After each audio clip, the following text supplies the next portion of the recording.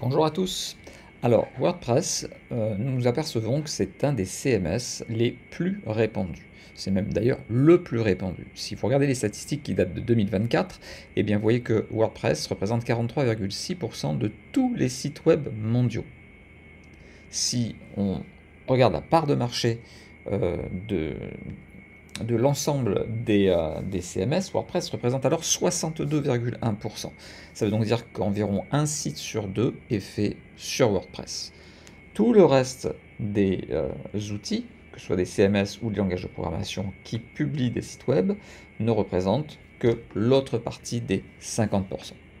WordPress permet donc de créer la structure d'un site en quelques minutes sans avoir à écrire une seule ligne de code.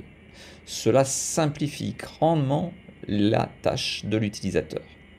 Il va pouvoir créer des pages de contenu, comme par exemple une page de présentation d'entreprise, des articles de blog, une page de contact, un portfolio pour un artiste, des fiches produits sur un site de vente en ligne, etc. etc., etc. WordPress existe depuis très longtemps, puisqu'en fait il a été créé en 2003.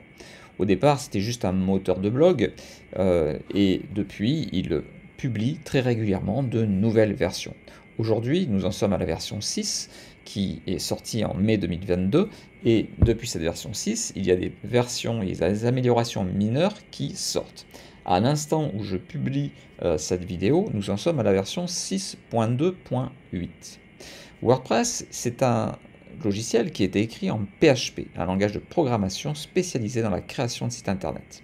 L'une des grandes forces de WordPress, c'est la multitude de plugins disponibles développés par la communauté. En fait, des outils, des petits programmes qui vont permettre de rendre des fonctionnalités supplémentaires à WordPress afin de répondre à tous les besoins des internautes. WordPress n'est pas le seul CMS, il en existe beaucoup d'autres. Si on veut en citer quelques autres, eh bien, ils sont là sur ce graphique. On a Shopify, on a Wix, on a Squarespace, on a Joomla, on a Drupal et bien d'autres. Il en existe des centaines en fait. Certains sont même spécialisés dans le e-commerce. On va pouvoir citer bien sûr Shopify qui est numéro 2, mais aussi Magento ou PrestaShop.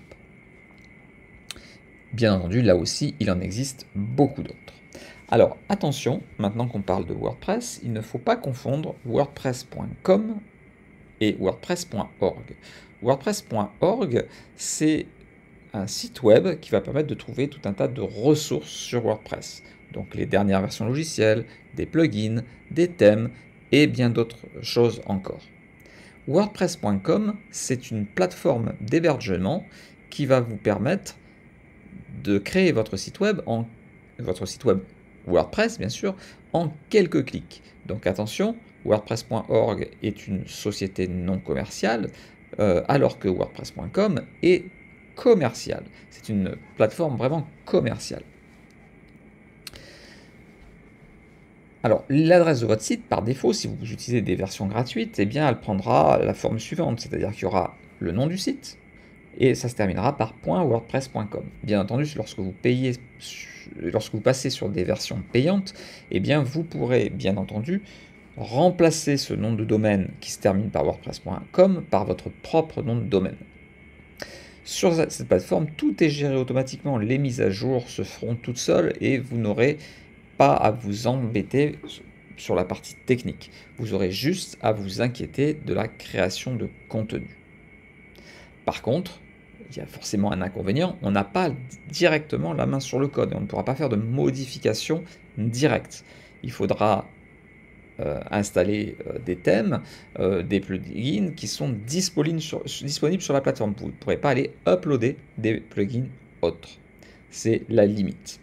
Et en fait, WordPress.com est très bien lorsque l'on débute sur WordPress. Après, lorsque vous êtes très familiarisé avec WordPress, peut-être vaut-il mieux payer un hébergement, installer le logiciel WordPress et pouvoir disposer de toute la force de ce logiciel et pouvoir réaliser toutes les installations que vous souhaitez.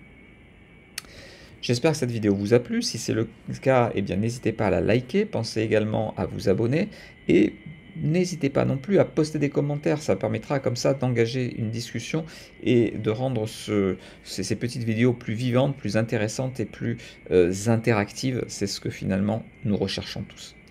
À très bientôt.